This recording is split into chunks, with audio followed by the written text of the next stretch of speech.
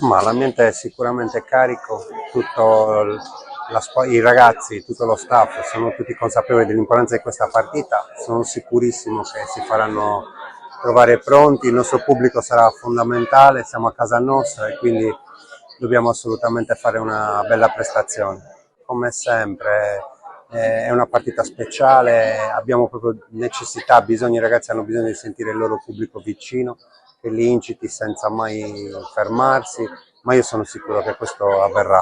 Penso che alla fine i ragazzi si stanno sempre allenando, sono sempre lì ad Assemini, si ritroveranno il giorno prima della partita, anche perché poi è di sera, quindi ci sarà tutto il tempo di stare insieme e preparare la partita al meglio. Assolutamente, anche in vista della partita sono cose belle, sono cose che avvicinano ancora di più alla gente, ai Cagliari Club, quindi assolutamente penso sia una cosa positiva anche in vista della partita di domenica col Venezia. Sì, assolutamente sì, Oristano è praticamente è Cagliari, diciamo, dai, ma i tifosi del Cagliari sono ovunque in Sardegna, questo lo sappiamo bene.